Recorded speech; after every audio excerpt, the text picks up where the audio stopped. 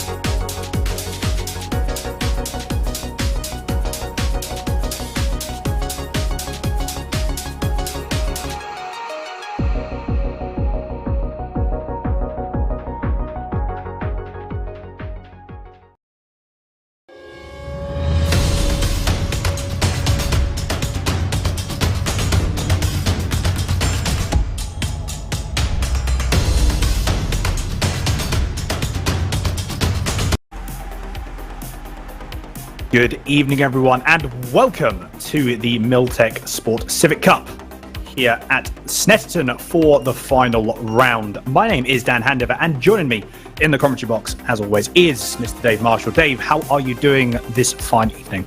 Yeah, not doing too bad, Dan. I've got my Lucas here, and it's looking a bit overcast, if I'm honest. It's Snetterton, isn't it? It is. I mean, to be fair, it's probably the better weather for Snetterton, I think, let's be honest. It definitely could be worse. But yeah, absolutely fantastic. I cannot wait for this round to get underway. I think that Lucasade bottle is going to be, with the amount of energy that we're going to have to go through all the action that we've seen so far and the action that's going to be at Snetterton, it's going to be a very busy one indeed. I think it is, yeah. Unfortunately, there's some key people in the championship that aren't here tonight with either work commitments or other commitments. It can't be helped. Unfortunately, the likes of Senna Proctor and Scott Bugner as well aren't in tonight. Third and fourth in the championship. So realistically, this really opens up that third podium spot for a lot of people quite a bit further down the grid. It does indeed, absolutely. So I'm sure we are going to see some changes up and down the order. Yes, look at that on your screen now. Snetterton, the 300 layout, a layout that is almost similar to the Silverstone layout. Everyone refers to it as the new layout, and yet the Snetterton 300 circuit has been around for, probably, Dave, I lost track, maybe at least 10 years, probably. I'd not a clue, Dan. Not a clue. You know what? It's probably something like that. It's been around a while. It provides. You've got a bit of everything here. So you've got slower corners, you've got fast corners, you've got. It's such an iconic track in the UK. And I've never commentated on Snetterton before. This is a new experience for me. Have you not done? Also, no, I've never done. That this is my first ever. Yeah, I mean, for me, Snetterton 300. Little insight here. Whenever I have a kart test or do any setups or anything like that, actually Snetterton is one of my go-to tracks. I really do think it's one of the tracks, even in the real world, that offers a bit of everything for the driver. You've got the straight lines, off-camber corners, stability on the brakes. It's really a test all round of the car. Well, this is very true. I've actually driven Snetterton in one of the real tracks. One of the tracks I've driven in real life, Snetterton, is fantastic. And yeah, I definitely agree with you. It's a track that's got a bit of everything, and it's great for testing. Looking at the championship standings, though, look at that. Ryan Elliott, 118 points with Madfall Mini Motorsport. And then Dan Zelos, he's got his work cut out for him.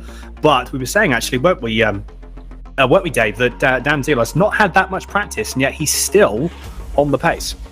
Yeah, so looking at the time sheets, he's only chasing about 0.2 of a second off Ryan at the moment. So 0.2 of a second round here really isn't that much, especially when toe can actually play a part round here. But yeah, congratulations to Dan. He's just signed up with Accelerate again this year for the Mini JCW in real life. So he's had a rather busy week apparently. So not much testing on his behalf.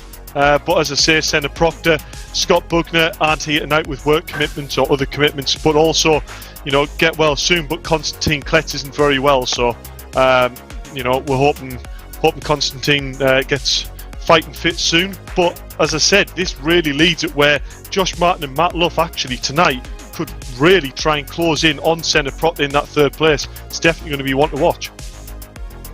Absolutely, yeah. It's really going to switch up the order, isn't it? It's going to absolutely switch up the order. I'm just so excited. I'm absolutely excited, and I cannot wait to get going. A bit of housekeeping as well before we do jump on. So Paul Bridge says hi all. So Paul, welcome to the stream. Hope everything is okay, and hope you are excited as we are for the racing this evening. Yeah, so we saw, to be fair, it's one of the ones that, sort of looking back on the previous round, obviously we've had, this championship's absolutely flown by. Looking at the previous round we've seen, there's been definitely, I think, firm but fair racing, we should say, Dave. I think that's probably the best way to put it. Obviously, one of the ones that we want to make sure that we end off the, season with a really, really good race. So in terms of, overtaking opportunities, where do you reckon? You can already see a couple of places. You got Turn 2, Montreal, Agostini, places like that. Even Coram, to a certain extent, we've seen some touring, some amazing races there, amazing overtakes there in the past. Where do you think the main bulk of the overtaking is going to be for this particular race? You know what? You're coming down the Senna straight over the start-finish line, as we can see. So out of Murray's, the corner on screen at the moment, straight down Senna straight into the right-hand at Riches. If you haven't got the overtake done by turn 1, it's very hard to make an overtake stick into turn 1. But that's not to say, a clever driver will sort of set it up through turn 1, get the run through, and as you said, into Montreal, the second corner into the tight hairpin, really force the driver to either defend or set him up so he goes wide, and then you've got a chance there. There's another hairpin further round, fourth corner Agostini. It's another really nice left-hander. So yeah, there's quite, as I said before when I said about the test, this track does have a bit of everything. So there's got that real slow speed hairpin corner that really allows, a great overtaking opportunity on the brakes. But that's definitely not to rule out the Bentley straight going under the bridge into the difficult left-hander. If you go for a move there, you're very brave, and often it doesn't really work out. But without doubt, the tour you get down there, it's definitely an opportunity for an overtake. 100% going down. There's a short answer for you. Yeah, there we go. To be fair though, again, it's good. It's good having that insight as well, isn't it? Because with some of the overtakes that we have seen, I'm sure that corners that we haven't even dreamed of people overtaking. I would put money on that. There's going to be someone that's tries to go on the outside of going into Coram. Turn 11, second to last corner. Someone has a small excursion there. Finney Lines on his outlap. Going through for the first time. What to say as well, Dave? We've got some. Obviously, let's run through the prizes that we've got as well. While the drivers are on their outlap, we've got some prizes on offer for this championship, have we not? Yes, we do indeed. You've caught us napping there a little bit, if I'm honest. Sorry, Dave. Yeah. So some mega prizes. Obviously, the likes of Riches really, put things together here and really drove it forward. So we've got a nice little cash prize going forward for the Milltek Sport Cup for the top 3 drivers, as well as trophies and caps, as there is on screen. So a nice £100 prize for whoever takes the top step, and then down in 25 increments for the top 3. So yeah, you know what? Who doesn't like a little bit more in the bank account these days? Well, exactly. What better way to do it than with sim racing? Absolutely cannot complain at all. There, a great shot of that was going through. That was on the midfield of Coram. Great camera angle there. Absolutely love it. All these these static track pans again. You can see how fast the cars are. These cars are surprisingly quick. And correct me if I'm wrong, Dave. These are about 300 brake horsepower, are they not? Yeah, about 300 brake horsepower. So they're I believe a proper Civic fan will probably correct me here, but I believe it's still a K20 engine. Which comes out the factory with about 200 brake, and then the turbocharged seen in the FK2 shape. So yeah, they're pushing about 300 brake horsepower. But to be fair, Dan, this shape in a road-going version is pushing over 300 brake. So realistically, these engines are really quite strong racing engine to start off with. But yeah, they're a mini little sort of touring car really in a Civic form. Exactly, and I can't complain. It's It's something that these cars have actually done a little bit of testing. Actually, I managed to get just a few laps in when I was having a bit of a laugh. And yeah, great fun to drive. Absolutely great fun to drive. They really, really are. A little bit more housekeeping as well. We've got a few more people that jumped in. So we've got Abigail Lower that says good luck, Alfie and Harry, this evening. So welcome to the stream, Abigail. Hope you're all okay. We've also got, that is David Motam saying here he's here for the man, the myth, the legend that is Josh Martin. So hopefully we're going to be seeing a bit of Josh Martin on the stream going forward. Paul Bridge as well saying looking forward to the race, and he's a first-time spectator as well. So a very big warm welcome to you, Paul. So thank you very much for tuning in. I do hope that you're liking what you're seeing. Exactly as we just put in the chat. Keep those shout-outs coming. Let us know who you're supporting as well. It's always good to catch up with the people. And if you've got any questions as well, do feel free to ask us. Dave will be the person to ask to answer those questions that you do have. But going to qualifying at the moment, Ryan Elliott, literally times are just coming on the board now. So, and it's Ryan Elliott with a 52.484. So, I mean, that's something, as we said, Kenny Press with a 53.7, speed sound provisionally second. Obviously, times will start to come in, and this we're really going to start to roll in. So we're going to see these coming currently on board with Alfie Threlthorn as they go through turn one. A little bit wide through turn one. Dave, question for you actually as well. Like, obviously, you've driven these cars quite heavily, quite extensively. What's the best way, especially going through something like turn one? Obviously, you've got Richard. It's such a fast corner. Like, what's better to do? Is it try and sort of hug the inside a bit more, or is it try and almost square the corner off a little bit? Like, how are these guys going to have to adapt to, especially going through places like, so turn one, Riches, turn 7, Williams onto the Bentley straight, like, and I mean, you've got Coram as well. Like, how are they approaching this? How's the best way to approach these cars? So if I'm honest, you drive this car quite a lot like you do in real life. For all it's a simulator, it's actually incredibly accurate. You go into turn one, you know, left foot braking because you don't need to use the clutch in this car. It's got the big sequential stick. So left foot braking into turn one, and then almost double pedaling. So using quite a bit of throttle to build that turbo, load that diff up on power, and you know, starting to feed off the brake as you get to mid corner, warm it up and come out the corner with great traction. You know, if you try and go into these corners and start to blend on that throttle, you know, without that little override, that's when it just starts to spin up that inside wheel, or you know, not have the turbo spoon at that peak power, if you like, and you lose that little bit of drive. You know, it's probably, you're talking minutes of tenths here, Dan. You know, it's probably worth half a hundredth maybe, but when we've seen the lap times in the past rounds, that is everything. If you link each one of them up over a lap, you know, that can find you a tenth, 2 tenths over a lap, and you know, that can be the difference between first and maybe fifth. That's the key thing, isn't it? That's the key thing.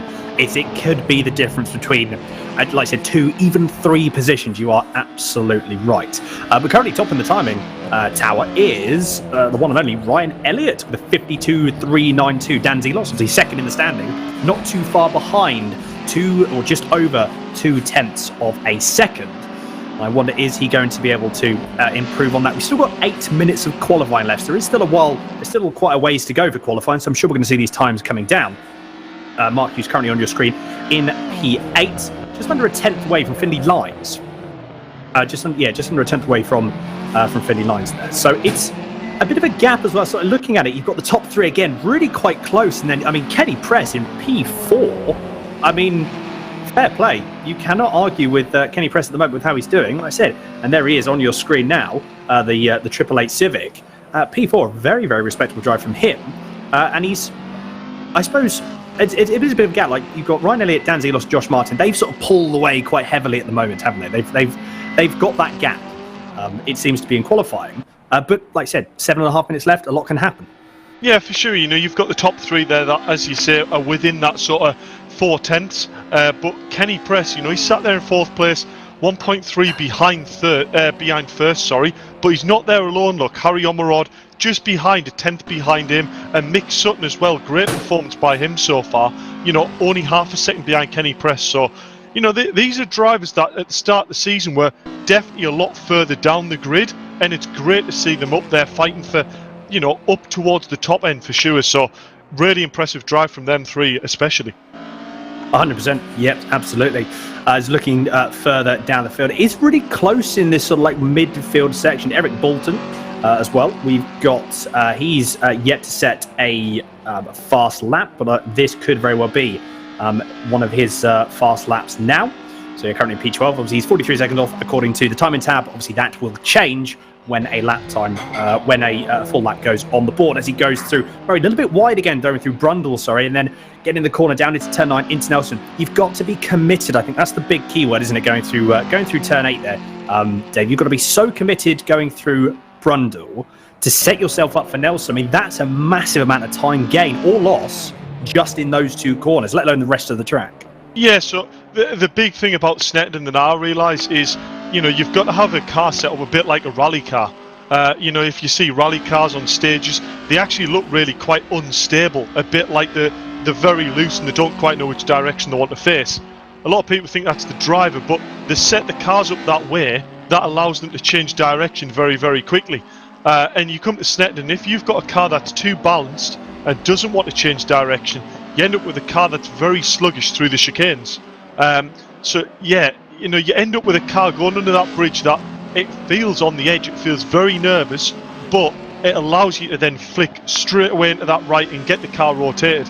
And having a car under you like that can be incredibly daunting. And if you get it and drive it by the scruff of its neck in that state, that's when you can see the lap time really start to come down. If you're afraid of it and you think you're going to lose the back end, that's straight away where you can lose 2 or 3 tenths in one corner. Yeah, no, 100%. Yeah, definitely agree. So Finny, as we got that was Finny Lines there is currently. That was very smooth, actually. It was actually. Well, I was just said there. It was really, really quite nice going through there. Really, really good indeed going on board. Now this is the tricky one going through into this. I believe is this is Coram. Yes, so turn 11 going to Coram. You got to get the car straight. A little bit too much pace going into. That's the only other problem because you've got majority of, or at least you start braking going through Coram when you're still trying to get the car straight down into Murray's, down into the last corner. And Murray's is always tighter than what you think. I found that out in real life as well. Like, you always have to turn slightly more than you think. Otherwise, you go sailing off, which I may or may not have done. But we're going to gloss over that. Dan Zelos has actually pulled his time down. He's now under 0.2 of a second. Doesn't sound like too much, but that's half a tenth. That's a very, very important margin. Like I said, bear in mind, these two are the battle. While it's 16 points, and between these two drivers, it's still very, very close. That can close up or it can open up equally quite quickly. So any small little margin that Dan can pull back on Ryan Elliott, he's going to absolutely want to do that. Josh Martin, though, look at that, P3. I've just seen Matt Luff as well. These times are actually starting to come down now. So Matt Luff, he's in he's in 4th position, about 4 tenths off of Josh Martin. Ed Sibbald as well, though, just under. He's got 3 tenths in hand on Kenny Press, so he's doing really well in P5. Another very, very good drive indeed for Mr. Sibbald. Unfortunately, having a few problems with his PC a few weeks ago, but he seems to be, touch wood, all back up and running. But yeah, Dan Zelos, can he make an improvement? 3 minutes and 25 seconds left of this qualifying. Can he make an improvement as he goes through, clips just about the right amount of curve going through Murray's? Is he going to improve on this time? We're going to find out in about a moment. I think Ryan Elliott's actually just gone quicker. Now the gap's extended. No, so he's jumped into the pit, so he'll be grabbing some more tyres, and he's just exited, as you can see there. Yeah, Ryan Elliott has just put a 52.161. So I was saying that, and Dan Zelos pulled half a tenth, and then Ryan Elliott is just gapped 3 tenths. Yeah, I wasn't going to interrupt you, Dan, but I could see he was setting purple times on the lap time board there, and I knew it was going to be a fast lap if he can put that last sector together. And sure enough, there it is, gained an extra, 2.5 tenths on Dan Zelos there. That's sort of crucial as a mind game to go into a race, to know that you have that much of an overlap on lap time. That allows him to just think, all I need to do is go defensive in the first few laps, get in my rhythm and just start to eke it out and build on my lap time, because Dan at the moment can't match that. I was thinking in the run up to there, looking at the timing sheets, Ryan Elliott's done a 52 dead on the overall best times he's ever done, and Dan Zelos has been up at Ryan's pole lap that he's currently set. So I was thinking, Ryan, actually, job's not done here. He needs to go and get a stonker of a lap time in and do what he's done in practice and replicate that. Otherwise, all it's going to take is Dan Zelos to put an equal good lap in of what he's done already, and he could quite easily take pole away. So good job to Ryan under pressure there, and he's got a 52-1 under his belt. But I don't think that's going to be the end of Dan Zelos. You know, he'll be going back out if you try to put them sectors together, and I'd imagine he's going to get quite a bit closer yet. I'm sure he will. Yeah, we've seen some really, really good performances from Dan Zelos, and I'm sure today will be no different. A bit of sparks there from Harry Ormerod as we go through. Wow, that was that was going through, I believe that was turn 9 into Nelson. And he goes to the infamous bomb hole corner. Got to carry as much speed as you dare. That wasn't actually bomb hole. That wasn't bomb hole. Actually, I'm getting confused. That was Williams. I was going through, so apologies. I'm getting confused. We've just been told as well that someone on track has parted. So Ryan Elliott, look at that. He's in the pits. He doesn't reckon that he needs to do anything more, and he's just gone. Nope. Takes it in hand, and off he goes. Yeah, it's either that or he's looked at the clock and knows that if he tries to get back out, that he can't do an outlap and a fast lap in the time that's remaining, which I'd imagine that's probably the case. I don't think many drivers go, that's enough, I'll park it there and, you know, job's done. I don't think I could ask him, because if he gets pole here, we'll be interviewing him. I'll ask him in the interview, but we'll wait and see whether he thinks that's a convincing pole or whether it was enough. Because I think you'll find, Dan, I think he would rather go back out and get, you know, a 10th off that again, really. But interesting enough, we'll see if Dan Zelos can beat that time. Equally, Josh Martin. But let's not forget Josh Martin. You know, he's only just over a 10th off Dan Zelos here. You know, he could find himself on the front row of the grid for the start if he managed to beat Dan. This is very true. This is very true. And I say that, so he's hasn't improved on his time.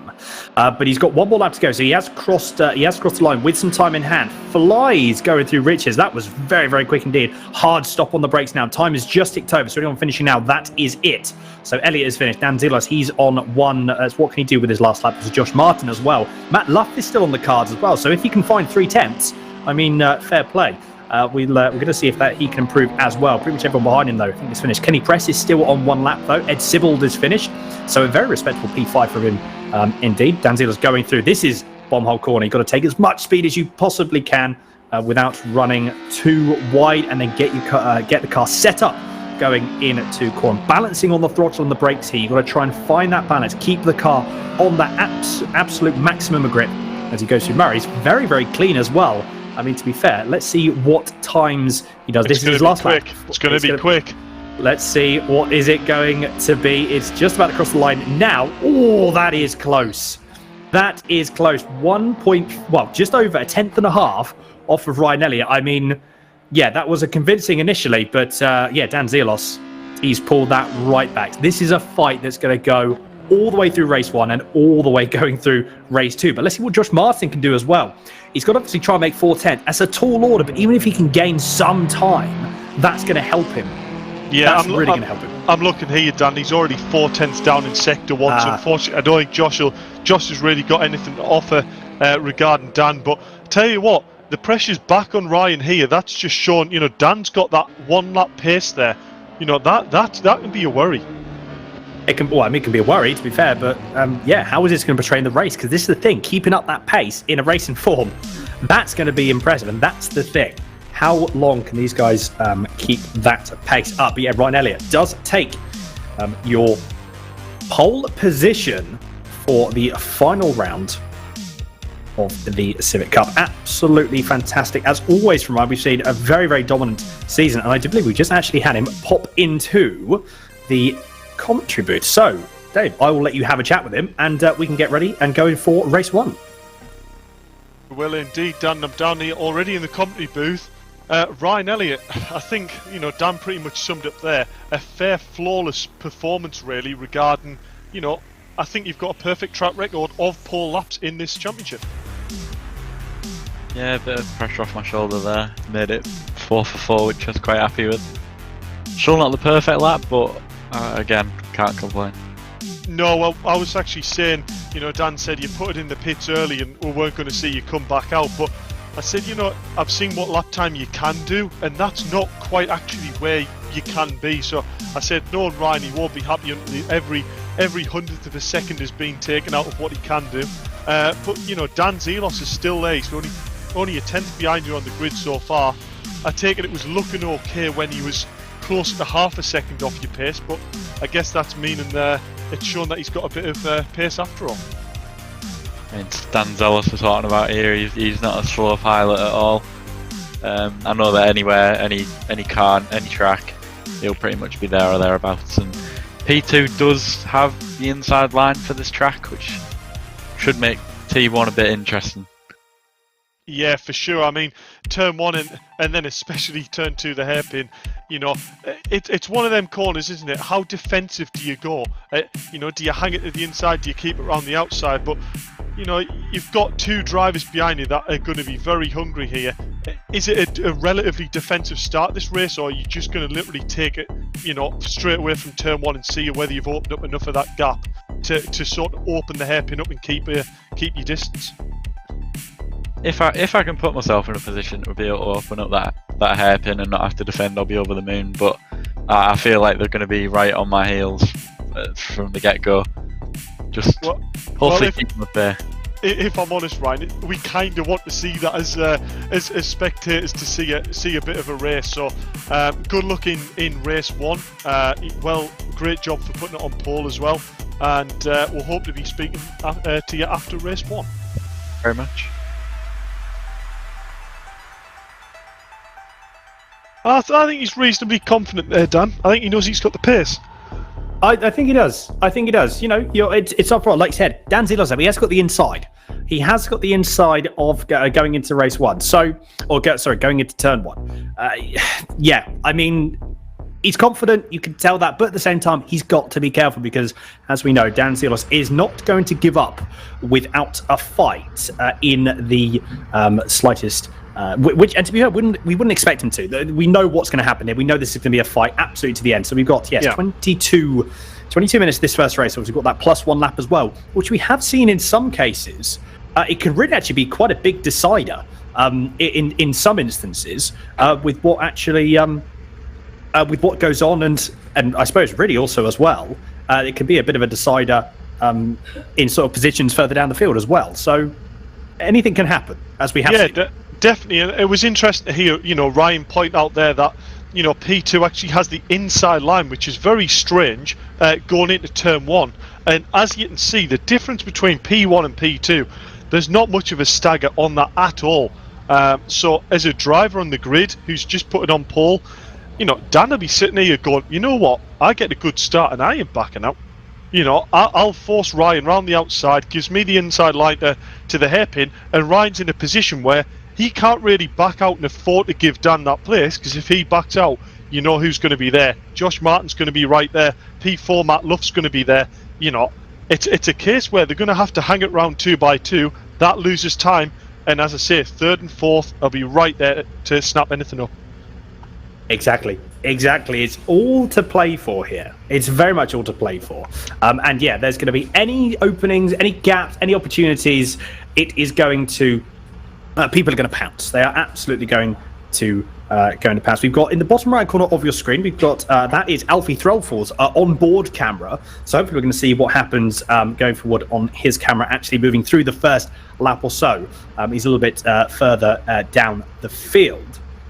Yeah, in terms of, it's just who gets the run. Who gets the run into turn 1? If Dan Zelos can get the run and get the jump going through, and he can defend going through into Montreal, I think Ryan Elliott's going to have a very, very difficult time, because you know what Dan Zelos is going to do. He's just going to back him up 100% into Josh Martin.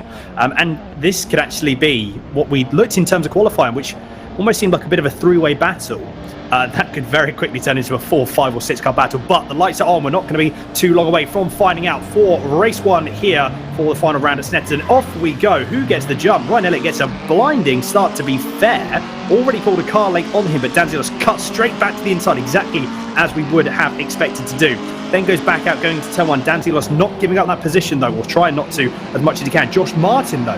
Ryan Elliott. Apologies. Ryan Elliott going through. He almost, I thought he was going to go defensive a little bit earlier, but decides to get it. Dan Zelos has got, oh no, big tap there. I'm trying to think who that was. That was, I believe, Josh Martin that tapped him there. And Dan Zelos has gone from P2 to P4. So you've got Matt Luff now in P2, Josh Martin in P3. But this has just allowed already Ryan Elliott to disappear 7 tenths up the road. Yeah, that's exactly what Ryan needs. You know, the second, third, and fourth all have a little bit of a battle. You know, Ryan's going, right, boys, see you later. Head down, out the mirror. But as you see, Dan Zelos actually losing another place here. You're dropping down to fifth. I mean, this is going to put him around the outside. Very brave. He's going to keep it lit. Very, very nip and tuck there up the inside. As we see, I believe that was Finley Lyons going very wide as well. All action here, Dan. As we've just been told as well, unfortunately, Finley Lyons just got pushed off there. Not ideal as well, but the battle still raging on between Dan Zelos and Ed Sibbald. What is going to happen here? There's a bit of argy-bargy going between both drivers. They're given as good as they get. Are they going to go side by side? I think they are, actually. They're going to go side by side down into Brundle. What is going to happen here? So you've got Ed Sibbald that's going to have the inside going into Brundle. He's going to have the outside going into Nelson. Who's going to have it? Dan Zelos has to back out of it. So Ed Sibbald really putting the defensive driving on at the moment, and he is not backing down. He's in P4. So again, a great drive from him. He hasn't actually got too far up the road to go. The gap has extended a little bit between Matt Luff and Josh Martin. Oh, that was some of the back. That's Harry Threlfall that's had a bit of an off going through into Coram. That was, I believe, that could have been contact with his brother then, I believe, there, Dave. Yeah, not ideal. Yeah, that isn't ideal. Ideal, is it at all? You know, we're never happy when drivers, you know, have a little punt or, you know, have a go at each other. But I think it's fair to say, when it comes to brothers, they definitely don't want to be messing with it. As we see, Josh Martin very wide, Dan Zelos with an easy move upside, and here comes Sibbald as well up the inside. Josh Martin's going to get hung out to dry here. Well, I say he's going to get hung out to dry, but he's not giving up the position too easily. He manages to keep it round the outside going into turn 2, and that's put Sibbald on the outside for turn 3. But Ed Sibbald, though, look, he is not giving up anything at all, but he is going to have to, unfortunately, concede the position. He hasn't got the front tyres to I think what Ed needs to do at this point there, he needs to allow these cars, actually, no, he's going to prove me completely wrong. He's going to go up the inside going into, that's Agostini, turn 4, but Dan Zelos has been promoted back up into P3. But look at that, Ed Sibbald, he's going to go side by side with Josh Martin. There's still a bit of contact there you just saw in the back of shots there, but Josh Martin again has to concede the position. So Ed Sibbald, great onboard shot here. You can see Ed Sibbald already defending, but Harry Ormerod is behind, as long with Kenny Press as well. So this battle here, if these guys keep battling how they are, that's really going to hold them up. So this is probably a 4-way battle now for P4. But then up the road further, you've got Dan Zelos and Matt Luff, because I think Dan Zelos is going to have a move. I think he's going to have a move sooner rather than later, just looking at the timing towers. What is going to happen here? But look at the closing speed, actually. Interesting enough, the closing speed. Ed Sibbald goes very, very sideways. Man, what a save from Ed Sibbald there. He lost half a second, maybe just a bit more than that. What a save there from Ed Sibbald. That was absolutely incredible. Side by side there between, this is too much action to continue with. Dan Zelos and Matt Luff, they're going to go side by side. Dan Zelos on the inside. Oh, I thought that was going to be that camera angle. Looked a bit spicy there, but Dave, this battle, if these guys keep battling how they are, this is going to be like a 7-way battle for P3. Yeah, I have a feeling the rate this is going. You know, Ryan Elliott's not going to get too much screen time, is he? You know, he's 5.5 seconds up the road, but meanwhile, further back, the rest of the cars are 2x2. It's blooming Noah's Ark here. Exactly, absolutely. Although, yeah, less Noah's Ark style now, because they both go through turns 1. You've got, that is Josh Martin going on the defensive from Ed Sibbald. You've also got Matt Luff still defending as well from Dan. But look at the gap, though. The gap is starting to come down. Ryan Elliott has, like I said, he's not going to get much screen time. I don't think he's really going to care all that much, to be fair, because he's 6.2 seconds up the road at this point. But the gap coming down between Luff and Zelos, and then you've got 0.8 of a second between Martin and Sibbald. I thought Sibbald was going to have a bit of a move there. That was going to be a brave lunge going through. On the rear now of Josh Martin, so you can see a 4-way battle, but coming out, Dan Zelos having a look going through. That was going through, I believe, that was into Hamilton, turn 5. So Dan Zelos wants his position sooner rather than later. Gap has come down even further now. It's 0.4 of a second. Ed Sibbald has dropped a little bit off at this point. I don't think that's a bad thing, though, because you think this is a 2-way battle now. Josh Martin, he's not too far behind. This is going to be a 3-way battle. Ed Sibbald's only half a second behind, and then you've got Ormerod and Kenny Press behind that as well. This is going to be a very, very close battle. What is Dan Zelos going to do here? He's now at the inside going into Brundle. He's going to be on the outside going through into Nelson. I honestly don't know. It's too close to call, but he still can't quite make the move stick. This is oh my goodness, what happened there? I think Dan Zelos, he must have had a bit of oversteer moment. Caught the grass of it potentially there, Dave? Yeah, maybe that, but I tell you what, fair play to Matt Luff there. Hung around the outside, he could have very easily just got on the brakes a bit sooner there, took him behind Dan Zelos, but he wasn't having any of it. Matt Luff is really impressing me here at the moment. Absolutely. I mean, all of these drivers are impressing me. At the moment, they're doing an absolutely incredible job on board now. Ryan Elliott just put in the fast, and he's just sailed off into the distance. 8.6 seconds now is the gap up ahead between Elliott and Luff. So he's going to lap the field if he carries on at this rate. Yeah, on board still with Josh Martin. This is a three-way battle now.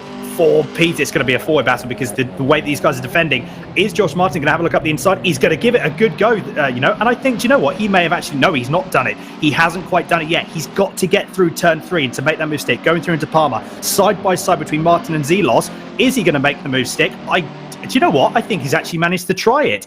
They're still side by side there. But Ed Sibbald, is he going to try and actually capitalise on Josh Martin being on the outside because he can't go in?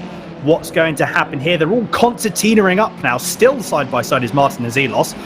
And Matt Luff is just, trying to he's keeping his composure absolutely spot on at the moment in time. But Josh Martin, look at that, round the outside of Dan Zelos. He's now in P3. What a move that he set up about 3 corners ago. But Dan Zelos, a little bit of a tap there. Oh, a bit more argy-bargy. Come on, gents, now take it easy. We've got 13 minutes left of this race. And Dan Zelos goes back into the lead, but not for very long because Josh Martin is now going to try and come around the outside.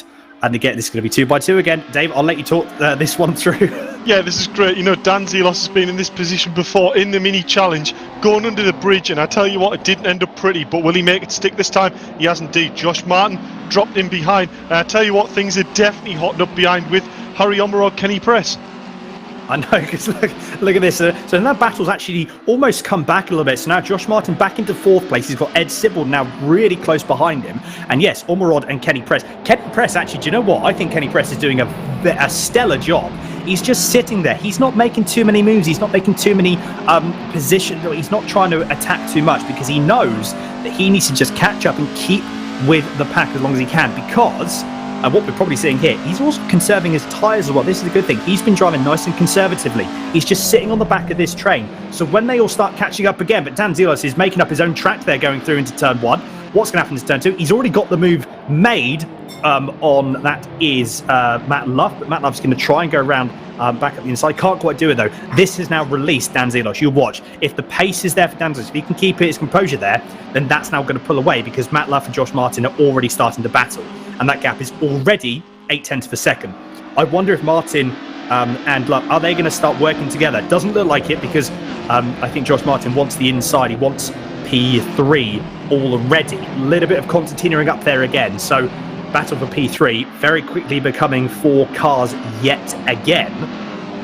Wow, I need a strong drink after this because this is just I need to who was that gone wide? Someone went very, very wide there. That was Luff. So Luff has lost 1 position. Is he going to lose another one? I'm not too sure. I think Ed Sibbald was going to try and go around the inside going through into Williams. I think he's made that mistake. He has indeed. So Ed Sibbald again not delaying at all. But Matt Luff losing 2 positions, 2 for the price of 1 there. So not ideal. That one mistake costing him 2 positions. That's now released Josh Martin. But now we've got Matt Luff. Don't go 3 wide, gents. That's not going to end well. They're going to give it a good go, though. Oh, my goodness. Ed Sibbald still manages to come out on top. But no, he doesn't because Matt Luff decides he's going to get the cut back as well. Oh, my good. That was incredible. I think I'm going to have to record that one. They're still not giving up. But Matt Luff, he's actually got a bit of a jump now. We've got Omerod that's now capitalised on what this battle that was happening. 3 wide going through. Absolutely fair play.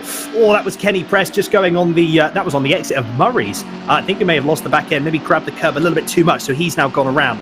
Bit unfortunate for Kenny Press. He was doing an absolutely amazing job. But Mark Hughes as well is having a battle. This is actually now the battle with Kenny Press. So Kenny Press has got to try and move back through this field. I'm sure with the pace that he had, that's definitely going to be something that we're going to see Kenny Press do. He has a look, just putting himself in his mirrors, just in Mark Hughes' mirrors there. Bit of a tap there. Boot full of power from Mark Hughes, manages to keep it all in check. And then Kenny Press, he has another small excursion. That's unfortunately going to lose him another place to Bolton. Yes, so P9 now Bolton moves up.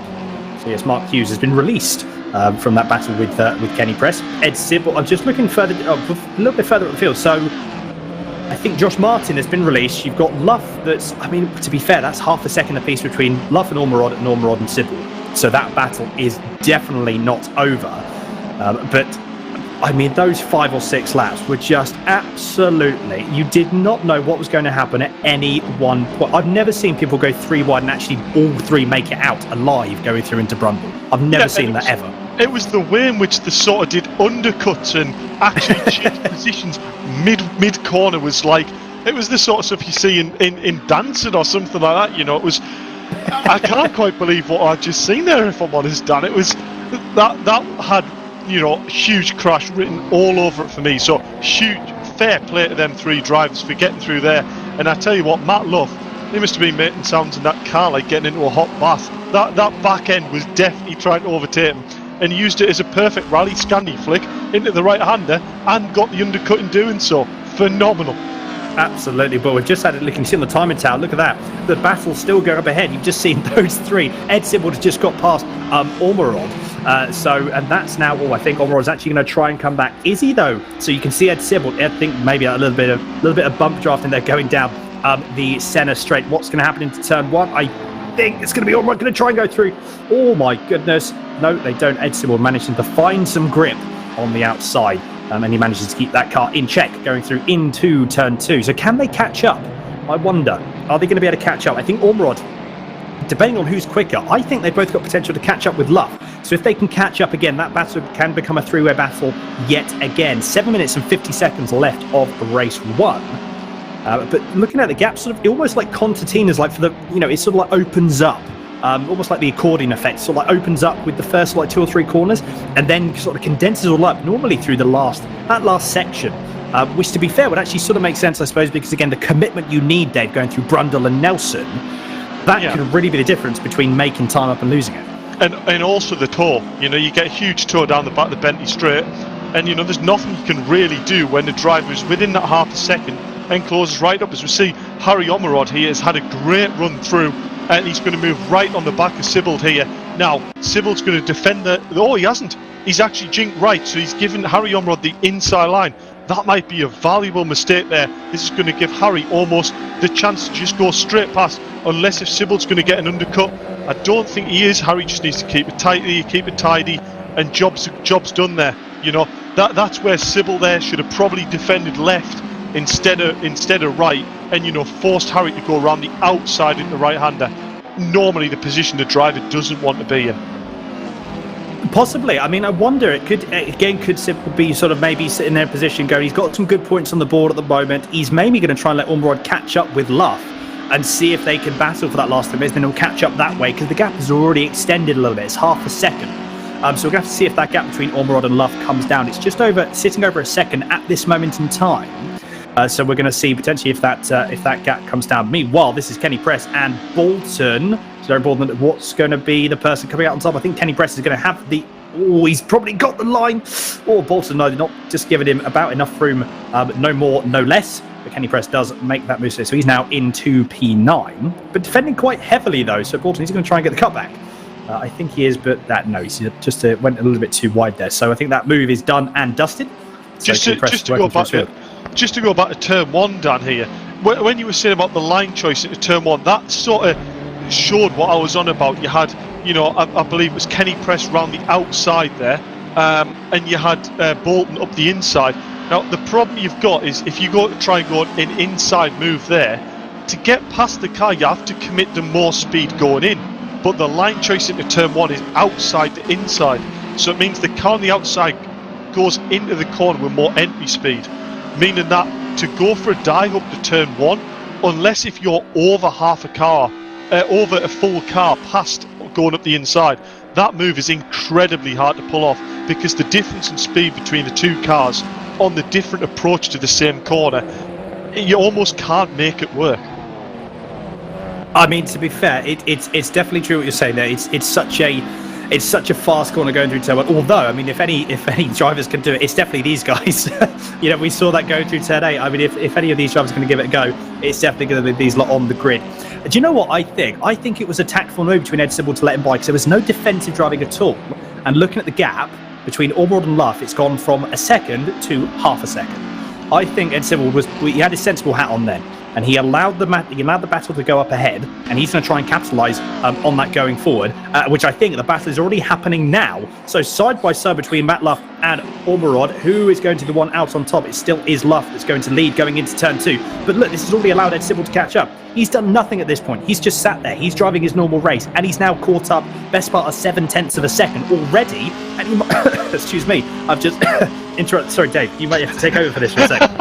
I will indeed. I mean, I thought Sybil there was actually going to get the undercut on Harry. Harry pushed the front end a little bit, ran it wide, and Sybil was up the inside. It was nearly job done. Ormerod here going very defensive. Oh, that was late on the brakes by Sybil there. Going to run a little bit wide. Might get the undercut here. Get the overspeed on Harry. Not quite. Oh, he's going to go for it. Going to go for it into, I believe, the left-hander. Harry's just about held on there. Going to allow for a possible undercut again here. Dan, I mean, do we want to try and swap positions anymore in this race? I know. Apologies, everyone. I am back. So thank you, Dave, for stepping on the short. Yeah, I mean, these guys are going to give it a go. They are absolutely going to give it a go. Look at Matt Love. He's done absolutely nothing. About 4 corners, the 2 behind battling, and there's over a second gap pulled away straight away. I know. This is the thing. It's like you've got to time it so well. That was Ormerod going a little bit wide, going through into Brundle. Is he going to get the run going through into Nelson? Oh, Ed Sybil having a look. Darts to the left, darts to the right, darts one way or the other. He can't make up his mind. But they're going to have to go single file now. Go through Corm. Oh, that's a brave move there, Ed. Don't try and make that move going through Corm, because that's not going to end well. But he's right on the tail. Is it going to be a last bit lunge? Ormerod's having to go defensive going into Murray's. Great camera shot here from Ed Sybil, so you can see exactly what is going on board his car. Tries to go through almost a bit of a cutback there through Murray's, but can't quite get it stuck. 2 minutes and 35 seconds left on the clock as they cross the line. Ed Sybil there. Do you know what? Ormerod, I thought he was actually going to go quite defensive. This is going to be a very, very shallow, a bit of a shallower line there for Ormerod, and that's allowed Sybil to again pull that gap a little bit. But yes, meanwhile, the gap is opening up. 1.6 seconds now between Ormerod and Luff. So exactly as you said, Dave, like these drivers, they don't need to do anything. If guys are battling up in front or behind them, I mean, they're either going to catch up and pull away without having to put any effort in whatsoever. Yeah, exactly that. Always a little touch there. Harry just got away from that little touch there. Turn round the left-hander and you receive a touch to that back left corner. That's when they can't really try and snap on you and fight the opposite way. But well held, you know, Sybil here, you know, you said about not being too defensive. I tell you what, he is really attacking Ormerod here. He could do this. This could be 5th place for him. Meanwhile, Matt Luff is just looking behind going, well, them drivers are battling there. I'm going to keep my head down, pull away. And this is a great drive so far from Matt Luff. It is indeed, absolutely. Like I said, 1.8 second now. He's pulled 0.2 of a second. It hasn't been that much battling. So I think he's pulling away now on merit. Unfortunately, Ed Sybil dropped off. Ed Sybil has dropped off a little bit. The gap is just 0.9 of a second. But I mean, to be fair, again, Dave, this has to be one for you as well. How quickly are these drivers, do you reckon? How quickly are these drivers heating up their tyres? Because the action that we've seen, actually, we've got a bit of a battle going on behind between Sutton and Hughes. So that's one we're going to be potentially having a look at. We've got Kenny Press as well. So Kenny Press is having he's catching up. Look at this. This is the battle for P7.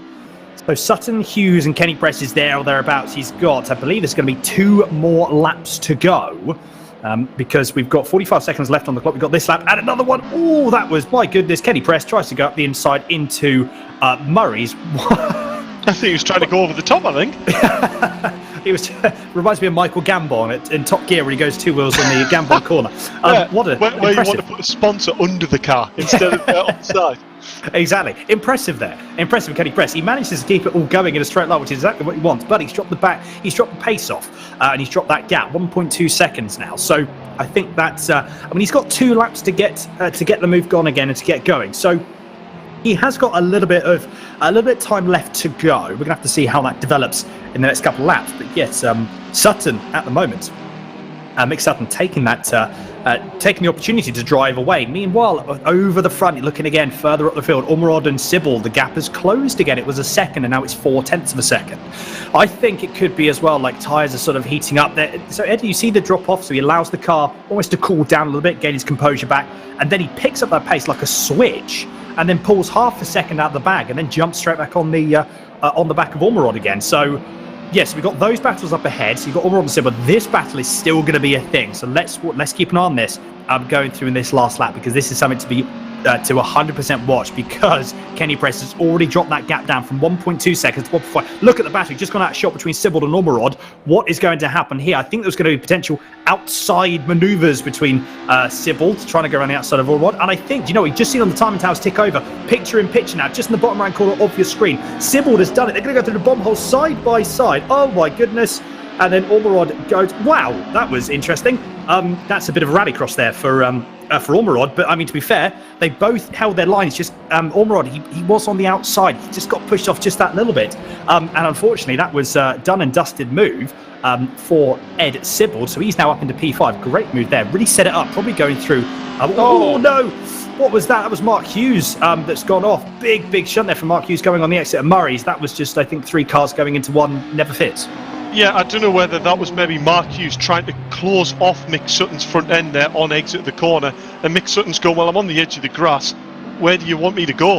And unfortunately, that just basically meant that I believe Mark Hughes got a little bit of a turnaround there. But yeah, I mean, to go and see Harry Ormerod go off the track there and get air like that, I mean, you know, there must be a fair big bump in there, and especially going to race 2, that could be something to watch out for. You know, that it's a very easy place, especially when the pack's bunched up. You can see it's a very narrow line through there, and you know, you try to go 2 abreast in there, there's only one person that's going to really come out that corner. So yeah, in the second race, definitely you want to watch. You don't want to be running wide there.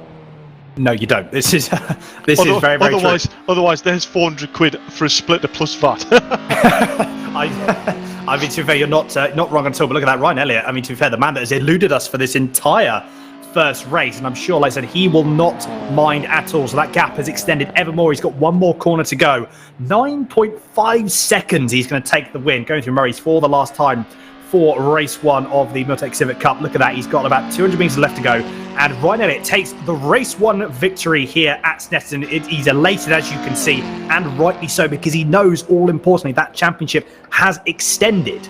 And that championship is really extended even further. So 16 points, I believe that's going to extend to about 18 or 19 points of an advantage. But yeah, Dan Tielos coming home in P2. Josh Martin, incredible display of attacking, defending, and a bit of everything in between to come home in P3 on his lonesome there. But look at that, Matt Luff going through in P4, Ed Sybil in P5. A great drive from Sybil, really taking the fight to everyone at the front. He's really setting into this Civic Cup really well. We saw that all the way at the start of the season at Brands Hatch. He was on it. And we've seen that really progress through Harry Ormerod in P6. Mick Sutton, Kenny Preston 7th, Mick Sutton in 8th. Finny lined in P10 with Mark Hughes. Unfortunately, last lap, coming on to the last lap, having that small excursion, and that, small excursion, quite a big shunt on the exit of Murray's. That is Alfie Threlfall in 12th, Harry Threlfall in P13. I mean, Dave, for all we've seen bigger grids, but at the same time, we've seen that's the most action I've ever seen. Yeah, I don't think we've seen bigger action. That was, you know what, as well, it was really refreshing to see. You know, unfortunately we didn't get hardly any screen time with the top 3 drivers, but I tell you what, the rest of the grid further down from 4th backwards, the battles we've just seen there, you wouldn't think they're running that far back off first place. They might as well be at the forefront of all the action, because they put on one hell of a show there. What I've also just worked out there, just a little heads up going into race 2, Josh Martin, you know, was 46 points going into that. Senna Proctor on 79 points. Obviously, he's not here. That's a points gap of 33 points. So he's just scored 15 from race 1 for finishing 3rd. So it actually means Josh Martin needs to finish 2nd to make sure he can actually get 3rd place. Otherwise, any lower down than that, unfortunately, Josh Martin will have to settle for 4th. Interesting stuff. We're going to see how this race 2 develops. But we do have, I believe, Dave, some drivers in the commentary booth. So we're going to, I'll let you have a chat with those guys, because I'm so excited to hear what these guys have to say. We're jumping to our P3 finisher, Josh Martin. I mean, we've been saying how full of action that race was, and you know, you were a big part of that, especially in the early stages of the race. Yeah, that first half of the race was chaos. It was like you were trying to defend, attack, like everything was going on. And then my second half of the race was kind of in no man's land. Yeah, I mean, in my mirrors, it all going on behind. That side of driving for me, especially when you're battling as hard as when you were, you must have had a grin on your face there. That was epic. Yeah, it was really good fun. I got a nice damaged car from it as well afterwards, which wasn't ideal. But the actual battle, it was good fun. Well, Josh, you know it's sim racing. At least it means you don't have to pay for it. Exactly. Well, cheers for that, Josh. Great Cheers. result in race 1, and look forward to seeing how you can get through the grid in race 2. Yeah, looking forward to it. And we jump to our P2 finisher, Dan. Equally with the action, you got your fair share of action at the start with Josh Martin. You took the words right out of my mouth at the start there. I had a big grin on my face for the first 3-4 laps of the race. I didn't really want to break away from the pack. I kind of wanted to carry on the battles, but I mean, there's people here that I haven't raced against before in real life or in sim race before, like Matt Luff as well. He was defending like hell, and kept me off for a long time, and alongside with Josh as well. Had a great battle. It was a shame that Ryan can get involved. I was thinking about saying over the mic, Ryan, go on, wait for us, we can all have a little good battle here, but no, really enjoyed it, and I'm looking forward to the reverse grid in race 2 now. Yeah, I mean, honestly, the quality of driving, especially off the start there, was phenomenal. It didn't really seem like there was really that many collisions, and it really allowed for some really good, clean racing at the start and allowed for them battles. I mean, the rate in which you, Josh Martin, the other drivers behind you were swapping places. I mean, I believe you dropped down to 5th or 6th place within the first lap, and watching you trying to come through that grid, they weren't making it easy for you, Dan. No, definitely not. It's Snetterton's wide in places, and there's lots of space to overtake, but people were placing their cars perfectly, and did not make my job easy at all. I mean, but 2-3 laps like that, and Ryan was 9-10 seconds ahead. But no, I don't regret the little battles I had. I really enjoyed it, and I'm looking forward to more in race 2. It reminds me a little bit of a British touring car, which is great to see. Yeah, well, I was also just saying in the interview, in the commentary, as well. I'm not going to say you have fond memories of going for overtakes under that bridge, but you've had your moments in the past going under there on the sim racing world.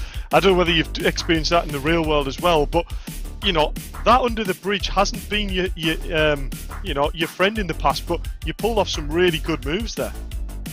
Yeah, the mini challenge E-Series is not a fond memory down there, and it is a little bit hairy when you're too wide in a real life race car as well. But I made sure I used my head that time, and when I was on the outside, kind of gave up the place, and when I was on the inside, made sure I braked late enough to hold the position. But no, it wasn't easy, but no, I really enjoyed it.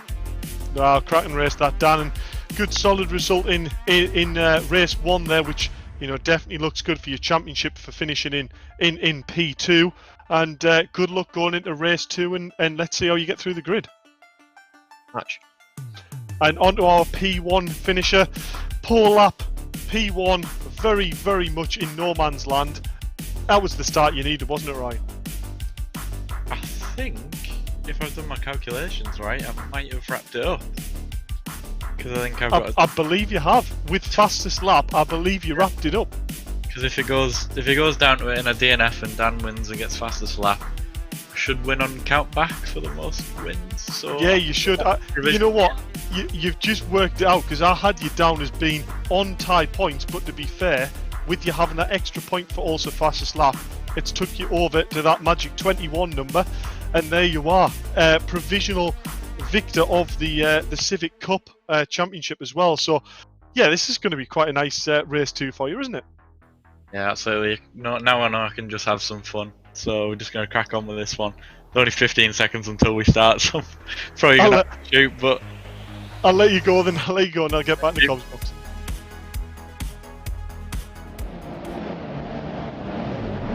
Well, look at that, 15 seconds to go. It's going to be a bit less than that. So, like I said, Ryan has wrapped up the championship, but what is he going to do for race 2 with that 12 grid? Here we are, lights are on, and away we go for the final race and the final round of the Milltek Civic Cup. Who is going to get the good start? I believe that is Mark Hughes on the inside going into turn 1. I think that is indeed Mark Hughes. Alfie Threlfall in P2 with Finn Lines in P3. Great start from him. What's going to happen further down the field? It's gone all a bit chaotic in the back. I think we go 3 wide. It seems that our Alfie Threlfall has already gone. No, it has gone 2 wide. All there's people off.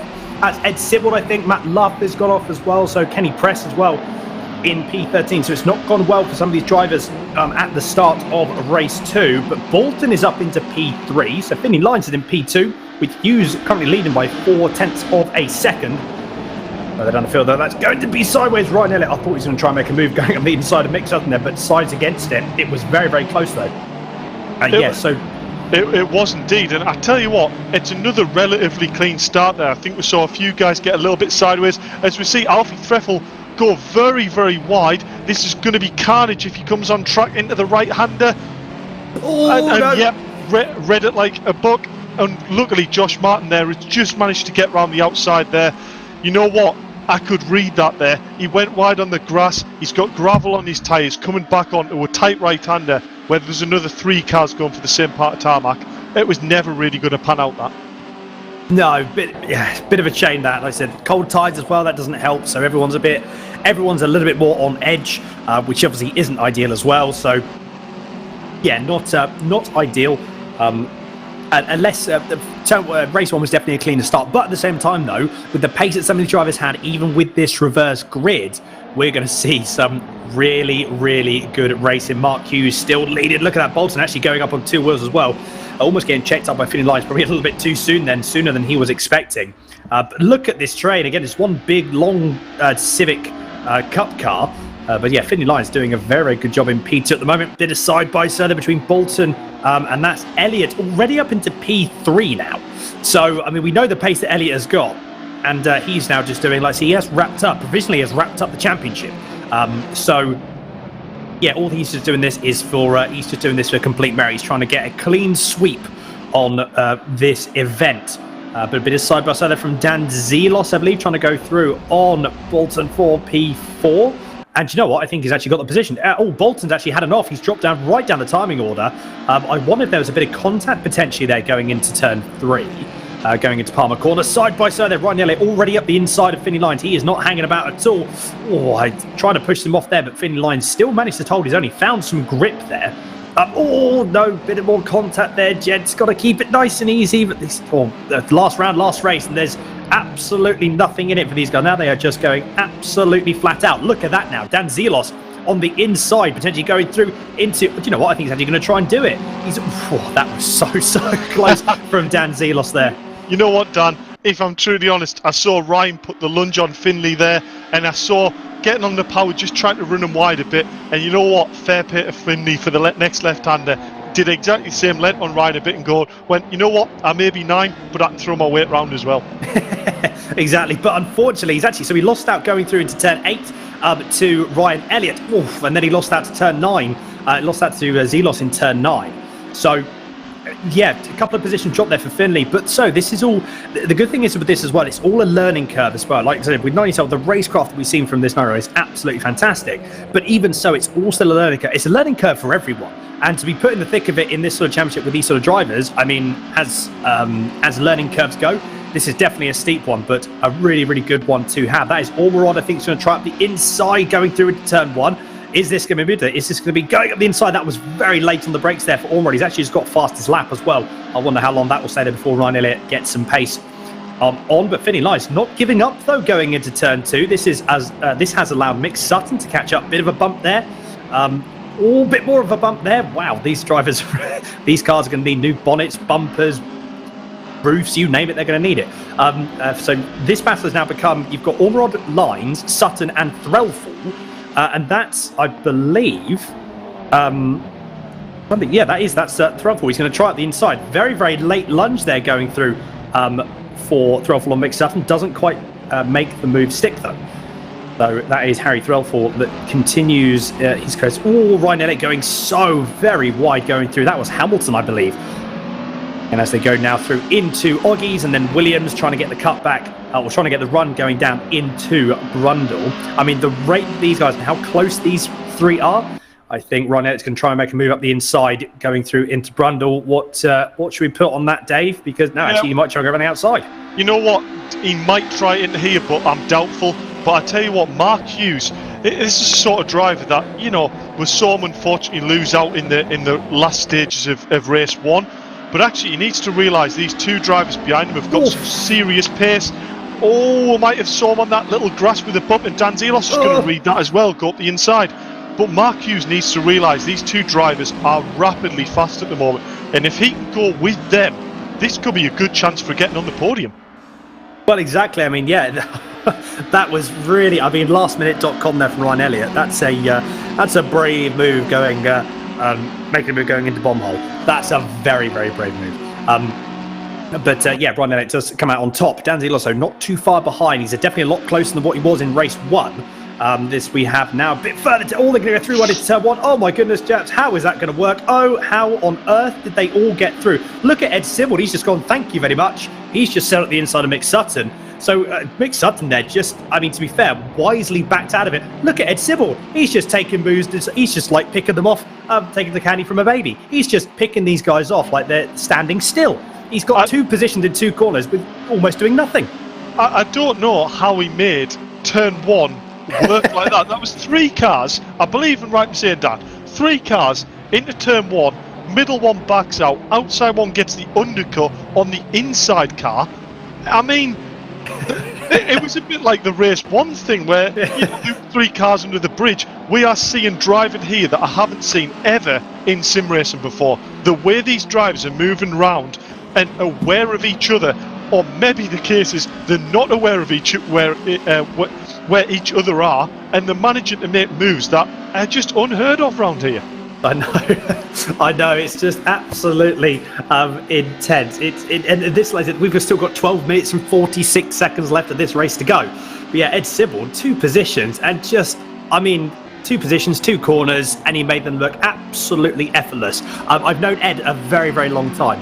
I've known it for a very long time, and the way he's come about this championship, he's just absolutely settled in, nailed what he needs to do, and he has just made progress upon progress upon progress, taking the fight to the big boys, and it's really, really good to see. So absolutely fantastic stuff there from Ed Sibbald. Really, really good stuff that he's getting involved in other championships and other series as well. To be fair, VRRC providing some fantastic racing, and it's a credit to you guys as well.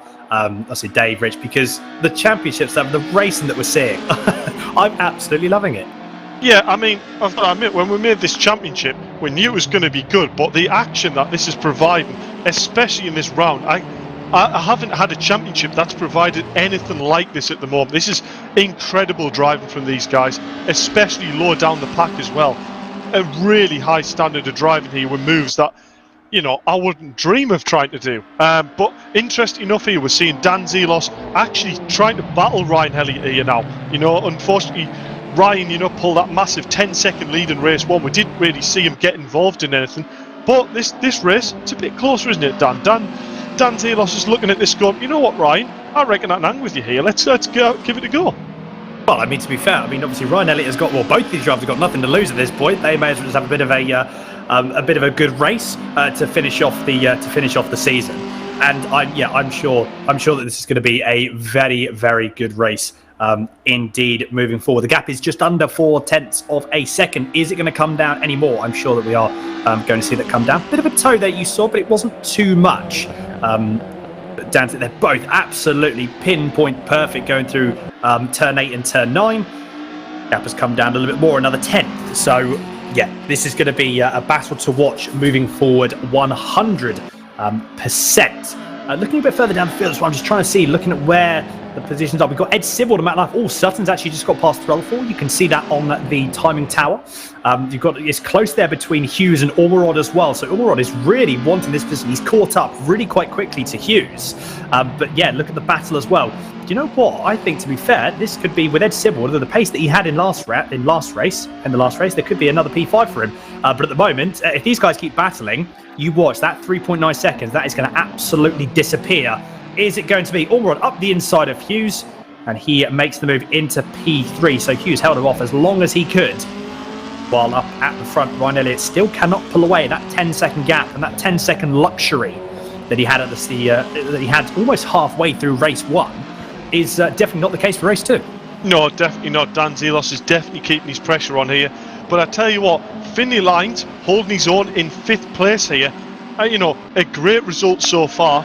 Harry Ormerod passing Mark Hughes for 3rd place. I must point out, it was only about 20 minutes before the race started, I was actually team viewing Harry Omerod's PC to try and get his triple screens back up and running. So that tells you how late in the day it was for Harry to actually get behind the car and trying to get things working. And fair play, he's found himself up on the podium here. So whatever I did, maybe it's worked. Well, yeah, exactly. You need to do that more often. You can be having everyone messaging you nowadays for the next championships that are going on. But yeah, Finley Lyons doing it. Again, a really, really good drive. P5 at this moment, and he is holding off Mick Sutton, who is sorry, that's Matt Luff. Apologies, who is actually under pressure a little bit from Ed Sibbald at the moment. The gap is about half a second apiece between Lyons, Luff, and Sibbald. So almost even Stevens as they go through into Ed Sibbald a little bit wide. They're going through Brundle, compromised on the. If you go through wide through Brundle, you compromise it massively going through into turn 9 at Nelson. Again, a little bit further down as well, so Sutton and the Threlfall, that's still a battle that I'm sure we're going to watch develop. Further up the field, I'm just trying to look at the gap. So Ormerod has actually pulled up already 1.6 seconds on Hughes. So that gap is, I wonder actually, 3.5 seconds. The gap is coming down between Hughes and Lyons. It was 3.9 seconds, I believe. So, I mean, 8 minutes and 16 seconds left to go. That 3.5 seconds is a big, big margin to pull down. But I mean, it is coming down nevertheless. So I wonder if we're going to see this potentially come up. Look at that Ed Sibbald. You can see in the rearview mirror of Matt Luff. He's already having to go defensive into turn 2. What can Ed Sibbald do here? Is he going to try and get a cutback going through into turn 3? I think he tries to do it, but Matt Luff just parks it on the apex and pretty much stops. Cannot allow, he doesn't allow Ed Sibbald to get by, but he's going to try him at the outside. Again, going really quite wide. Late apex it as much as he can, but that's compromised him going through into turn 4. Is there going to be a lastminute.com lunge? No, because Matt Luff has already covered the inside into turn 4. So Ed Sibbald is going to make him go the long way round. Is there going to be another cutback? I think the amount of cutbacks that Ed is going to try and do, he's going to have no tyres left at this point because he's utilising them and he's putting his tyres through a hell of a lot going through here. Darts left, darts right. Still can't quite find the way past, but I just can't keep up with how much the action is going on. And it's just, look, another try. Oh, another bit of a cutback there. I think again, just Mitch judged where he was going to go up the inside. I mean, to be fair, he does get the move, but that was a bit of argy-barginess. But Matt Luff, I'm sure, is going to try and come back immediately. Yeah, without doubt, Matt Luff here. You know, it was a little bump and run that. Matt Luff's going to already have the outside line here. I reckon Matt's going to hand this round the outside, try and get Sibbald into the left-hander here and brave it out for the right-hander. Well, we see, oh no, Matt Luff going a bit too wide there to try and get the right-hander from Sibbald there. But actually, great run. That's never going to work, that Matt up the inside of there. Dear me. Dan, they're going to end up driving off the track, these lot. I mean, they both did near enough. Ed Sibbald, yeah, he just actually got, he just went ever so slightly wide. It looks to be, if you go through turn 9, he goes slightly wide, it just absolutely throws the car over what the AstroTurf grass, and it just absolutely sends you. So, yeah, he very quickly realised that he had to cut, and he had to cut into and defend going through bomb hole, because otherwise Matt Luff would have just sent out the inside because he had the run and he didn't have the pace there. But this has just allowed Finley Lyons to just disappear into the distance now. Again, 1.9 seconds. So, I mean, that gap, is that going to come down? It's a fair old margin. It's a fair old margin to come down. If these drivers stop battling, Matt Luff and Sibbald stop battling, yes, that gap probably will come down there. But as we've seen, I noticed there before, Matt Luff, I tell you what, as far as defensive driving goes, that was some top-notch defensive driving there. You know, slightly overstopping on apexes, backing the driver up. That's the sort of thing where when you're trying to get past someone, it's so frustrating. But there's nothing wrong with it. Matt Luff, top defending work that was. Absolutely. No, really, really good stuff. No, great on there for both of these guys. But look at that at the front. So we've got, again, the battle, Elliott and Zelos. Still no changes, though. It still is quite close. But Dan Zelos is just, whether he's biding his time or just, you know, he's sitting there, he's just trying to work out.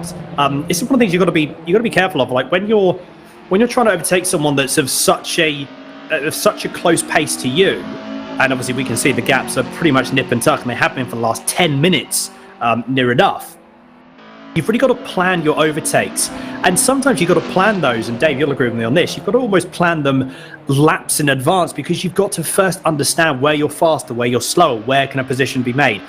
There's so much anatomy to an overtake, especially when someone is of your same pace as well. It just makes it all the more difficult. Yeah, I mean, I think probably what we're going to see here is Dan's not going to do anything stupid. You know, he's a driver that he'll do them things where he just jinks a little bit right to make the driver in front think that's where he's going. But he doesn't have any intention of doing an overtake there. He's just trying to get in the head of the driver in front. As we'll look at Sybil here on Finley lines, Matt Luff isn't too far back here. So if these have any sort of battle, Matt Luff, you watch him pounce. Well, let's be fair, he's already there, isn't he? So Sybil's going to have to defend. This is a role reversal of what we saw a couple of laps ago. So it's now... Oh, no! Oh, that was Luff. He just braked just ever so slightly too late. Luckily, though, he was the only one. I say luckily, obviously, luckily for Finley Lines. But that was very, very close indeed. Is Finley Lines going to cut the inside? He's going to try to into turn 3, but can't quite make the move stick. So I think that was unfortunately with Luff. He just misjudged his braking point. And just, I said, luckily he did hit Finley Lines, but not enough to actually cause any damage to Finley Lines. He lost one position. That was a bit unfortunate, but at the same time, no real sort of damage done. And Matt Luff was unfortunately the one who lost out on that. But yeah, bit of it's amazing, isn't it? Now again, these drivers, they're absolutely on the limit of what these cars can do. That a small little mistake, because that probably wasn't a lot that he outbraked himself by. Maybe half a car length. I'd probably say maybe a little bit more than that, but. Yeah, it goes to say the margins are quite small. It was the smallest little bit of outbraking, but for all I don't like to see drivers spin out. Unfortunately, at least it was his own doing. It's different when a driver spins another driver out, but when you see a driver spin out because it's what they did, it's not as bad. But yeah, we see here Finley. He held on to 5th for so long there, and I'm sure that was probably him really determined to try and hang on to that. But to be fair, to only drop one position, he needs to make sure Mick Sutton's not going to close that gap as well. We're trying to battle too hard. So fair play to Finley, he's managed to hold on to 6th place. But I tell you what, here's Dan Zelos still in that half a second bracket. That toe's still going to be really helping pull him onto the back of Ryan. I guarantee, not that we're seeing any shots of it yet, but I bet Dan Zelos is flashing his lights, and that might have been what happened there. He's going to have a little nibble at Ryan Elliott, going into the left-hander. Dan, this is going to get interesting. It's definitely going to get interesting, isn't it? Look at that. So Zelos, I mean, to be fair, if Ryan Elliott didn't know he was there, he definitely knows that he's there now. With that little bit of contact there, Elliott's going to go on the defensive. It's going to make Zelos go around the outside and make him go the lower end. Bit of contact there again. Ryan Elliott manages to keep it all in check. But yeah, this is where the touring car started driving now, because you know what's going to happen through here. Again, going through Hamilton. Is there going to be some contact? Yes, there is going to be some contact. Why would I even question the thought there was going to be some contact there going through into Hamilton? Absolutely there is. But Dan Zelos now comes out on top. But Ryan Elliott's going to get the cutback going through into turn 7. He's going to get a better run. It seemed to be a little bit compromised, was Dan Zelos coming out of Olgie's turn number 6. But he seems to have managed to got his composure back, managed to find some grip. And the gap is now pretty much a role reversal. And Dan Zelos is now half a second ahead, or 4/10 ahead of Ryan Elliott, with 1 minute and 30 seconds left to go.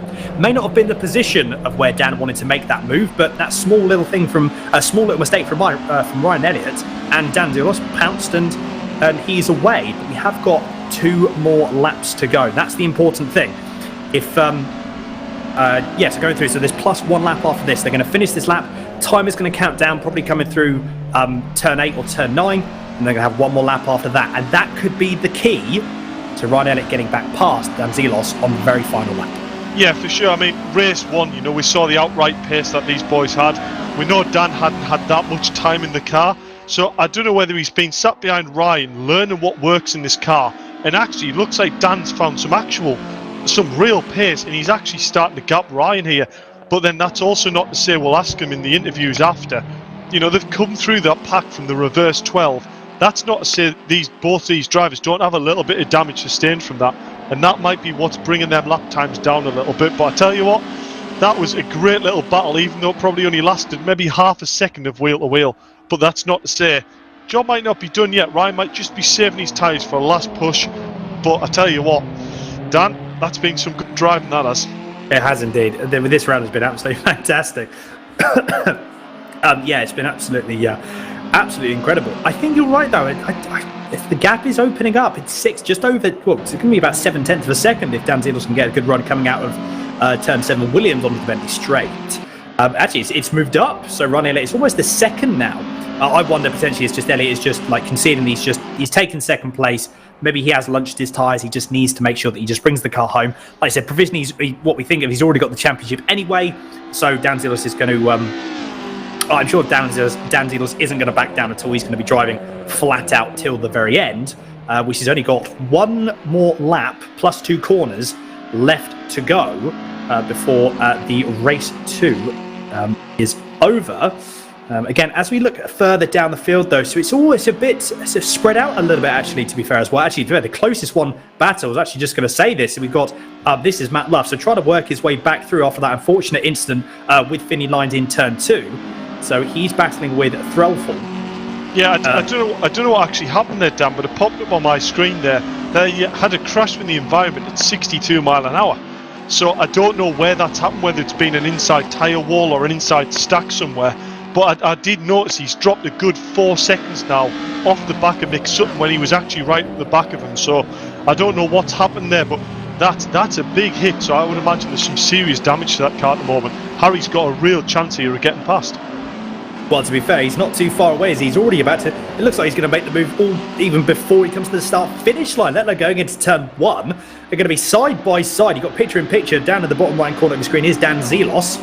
Going through into turn 4, that's Agostini. But meanwhile, what's going to happen here? Who's going to be the person out top? They're going to go side by side into turn 1. Oh my goodness, fair play. And I think that's actually going to be Threlfall's going to want to try and get the cut back. Matt Love has to go on the defensive because otherwise he's going to lose a position to Threlfall. He's going to drop down the order. But look at that. That is going to be Threlfall. He's trying to go on the outside into turn 2. That's a very brave move at the best of times. Let alone when you're when a move like that is going to be happening. Wow, this is... You can see the drivers as well. There's so a little bit of two-wheel action there, touring car style. What we like to see from Threlfall as well. But again, Matt Luff going on the defensive, going into Agostini. Actually, I thought he was... It looked like he was almost left the door open a bit there for Threlfall. But I think you can tell in that car, he's using up a lot of his tyres. He's got 1 lap left, and to be fair, there's absolutely no reason why he shouldn't. He's got 1 more lap. You can tell in the cars, just the way it's looking and the way it's going, he's got one. He's really utilising and using up all of his tyres. But in the bottom right corner of your screen, that is Dan Zelos going through Coram for the very last time. Once more, going through Murray's, and that is going to be, look at that, Dan Zelos is going to take the race 2 victory for the Milltek Sport Civic Cup. The final round at Snetterton, and again a great performance from both Zelos and Elliott. But look at that, great stuff indeed from Dan Zelos. A really good and strong race finish after that battle with Elliott. Harry Ormerod is just stormed away. The gap is 1.8 seconds as well between himself and 4.2 seconds between himself and Hughes. So Ormerod in 3rd, Hughes in 4th, Ed another P5 for Ed Sibbald. But what's going to happen here? Actually, it's Threlfall. Threlfall has actually got through, so Luff has made a mistake going through. That was going into Coram. But what's going to happen here? I think Threlfall, he may have used up too much of his tyres. Oh, no, that was just... Do you know what? I don't know what happened there. We just caught the edge of that. I wonder if potentially... Well, I mean, I don't know. Lines could have crossed a little bit there. Oh, so we've just been told as well, no contact. Wow, so I think, yeah, that was maybe... Harry running a little bit wide there, getting his back wheels on the gravel, turned him round, and I don't really know whether Matt Luff had really that much place left to go with the closing speed coming out that left-hander. But wow, I thought race 1 had some action, and we saw a move in race 2, that 3 abreast going into turn 1, another move that I just can't quite get my head around how that played out, and all 3 drivers drove out of it. I mean, you can't argue with it, can you? You can't argue with it at all. That was some really mega racing, and yeah, I literally cannot argue with that at all. That was absolutely fantastic to watch. And credit, like you said, we've seen these drivers really develop as well and get to know each other. That's the best thing as well, isn't it, Dave? Like, we've got to know, we've got to know each, we've got to know the drivers on the grid, and the drivers have got to know each other as well, so they know that how much they can push and where they can push and everything. And we've seen that develop throughout the series, which is, again, has been absolutely fantastic. But I do believe we do have the top 3 for race 2 in the controls. So Dave, I will leave it to you to have a chat with these guys, and it's interesting to see what these guys have to say. Yeah, I mean, we go down to the interview booth and we go straight to our P3 finisher. What a fantastic race, Harry Ormerod. Thanks, Dave. It was a bit challenging at the start, but it was good to calm down near the end. Yeah, I mean, looking at the start of that race, we didn't obviously see every little bit of action that went on, but you seem to manage to pick your way through the grid there, and especially for the P4, you came up and you were really battling quite hard, and you seem to have quite a lot of good mid-race pace. Dave, I think the key for this race was the first race I found I burnt my tyres out really quick and really struggled at the latter part of the race, so this time I kept my cool and patient to just look after the tyres that bit longer. Yeah, well, I was also saying to Dan during the comms that also you had a bit of a tech issue just before the race, and I was actually on your computer trying to set up your triple screens ready for the race. So, you know, fair play for just jumping straight in, obviously with a different view, a bit of a different feeling in the car, and still, you know, pulling out the podium tonight. Fair play, Harry. Yeah, thanks a lot for the help, Dave. I wasn't sure if I was racing, to be honest, so it was just a pleasure to get on the grid. Well, congratulations, Harry, and it's a shame that we've lost you in other races in the season due to your internet connection, but it's really nice to see that you've managed to get that fixed up, and congratulations on your P3. Again, Dave. And we'll move on to our P2 finisher, Ryan Elliott this time. Dan just came back and to be fair, had a little bit of a nibble, but blink and heck, he had some pace at the end of that race, didn't he, Ryan? Yeah, definitely. I knew Dan would stick with me throughout, and I just couldn't shake him with the slipstream, and then the one opportunity he got close, he just sort of made it. And at this point, Dan had been complaining about his lag, and I saw him moving about, and I thought, I'm not going to try. I'm not going to bother. Well, it looked very interesting on the stream, and it was a nice little battle, to be fair, because obviously you pulled such a gap in race one. It was nice to actually see, you know, you two actually trying to battle a bit on track for speed as well. So congratulations in race two, and huge congratulations for provisionally wrapping up the whole title for the Civic Championship, and hope to see you back in the next One Mate Cup that starts 2 weeks today, I believe. Yep, definitely be back for that one. Just massive thank you though, especially Dan Senna Proctor pushing me the entire way. Mad for Mini Motorsport as always, my sponsor, and VRRC for putting it all on, as well as Civic Cup. Well, cheers for that, Ryan, and see you in 2 weeks' time. Thank you.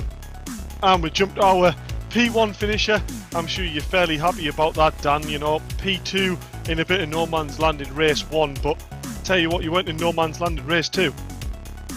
No, I mean, Ryan fairly won the championship, so well done to him, but I had to end that championship on a high, and did exactly that. I mean, I did have some tech issues. I'm struggling a bit with my broadband at the moment, so I was worried my overtakes won't look as clean as I felt like they did. I really enjoyed that race. It was a good battle with Ryan, so I'm really glad to have got him just at the end there and seed on a high. And yeah, it's always nice to beat the champ just at the last, just so he knows I'm not going anywhere. Well, I haven't asked you this question, but I take we might possibly see you back on the grid in 2 weeks' time to this date for the next instalment, if you like, of the One Mate Cup that VRRC's running. Obviously, it'd be a pleasure to have you on the grid. I'm putting you a bit on the spot here, but will we see you? Well, I want to make sure my broadband's sorted, so I've definitely got the best connection I can for these championships, and I don't want to affect anybody else's race. And I lagged out on the touring car one at the weekend, but as long as I can get that sorted, which I'm hoping to at the weekend, I'm sure you will see me on that grid. I can't get away. VRRC is just too good. Well, it's great sportsmanship to hear that as well, Dan, thinking of the other drivers and not just your own races. So fair play, Dan. Good luck with what you've got planned in real life as well, and huge congratulations on taking P1 in race 2 this afternoon. Very much. And there we go, Dan. Civic Cup all wrapped up. Wow, that delivered some serious action. It did indeed. That's definitely the best way to put it. It absolutely did. No, it was great fun to watch. Absolutely fantastic. And there we go. There is your overall standing. So yeah, Ryan Elliott is taken provisionally. I say very much provisionally the championship, and then further down the field you got all 20 people on that grid. But yeah, I mean, next One Mate Cup, that's going to be exciting. If it's anything to go by with what this one was like, I mean, wow. Yeah, I mean, you know, a little insight. The Civic Cup has been absolutely fantastic, and huge thanks to the Civic Cup for, you know, giving us the permission and, you know, letting us run essentially the virtual version of it. It obviously provides absolutely fantastic racing in real life, and, you know, things are starting to lift in the whole world regarding the COVID and regulations. So, you know, at the first chance that comes to a track near me, I tell you what, you'll see me there, Dan, because I can't wait to get back to seeing some real racing as well. I tell you what, and I'm going to be there right with you. I'm going to be absolutely 100% there. No, it was amazing fun, and yeah, just a big thank you for as always having me on to commentate. Everything. It's been absolutely fantastic. But unfortunately, we do have to wrap it up. It's been a fantastic championship. It's been a fantastic season, and I'm excited incredibly for what is going on in the next installment. This is happening tomorrow. Dave, we've got the Spa-Francorchamps Endurance with GT4s, and that's going to be good fun. That's really going to be good fun. I'm looking forward to that. And all being well, I will be joining everyone on the console potentially. Yeah, I mean, the practice servers have been fairly full. It's a big grid tomorrow. I mean, first place prize £50, second 13, third place 15, and plenty of drivers who yet again want a little bit of that money in the bank account. So that's going to be mega. And also we see 2 weeks today, Monday the 5th, at Croft, just down the road from me. I was there only Wednesday gone. Luckily, BMW Cup. It's not actually that exact car. We've changed to the 235i. Just a car that's quite leery in comparison to the Civic. A car that you get sideways, gets a little bit of a drift on. But I think action-wise, Dan, I think it's going to be equally as good. Can it really get any better? I don't want to say that. Well, I don't know. To be fair, not too long until we find out. But yeah, 5th of April, look at that. Croft, Thruxton, Snetterton, and Alton Park. And then we've also got League of Champions 2. Look at that. The League of Champions 2 is kicking off. That is 6 different disciplines of car for everyone in the League of Champions 2. Look what's first, Dan. Look what's first. Ginetta GT4 Super Cup. Oh, good old Ginetta GT4s. Oh, I did love the Ginettas. I mean, we've got Porsches, GT4. Oh, that's going to be fantastic. I can't wait for that either. That's going to be lovely. That's going to be amazing. That is really going to be amazing. But and to be fair, we're going to have to, unfortunately, we are going to have to wait for all of that to come, and we are going to have to wrap it up. But it's been fantastic. Thank you, everyone, for watching, for following this championship, for following this season. My name is Dan Handover, and joining me in the commentary box has been Dave Marshall, with Mike Yao also on broadcast before providing us with some amazing racing to keep us occupied. So fair play to Mike for keeping up with all the action. But until next time, or until tomorrow, I should say. Meanwhile, we will see you then. But until then, take care, as everyone, as always, and stay safe.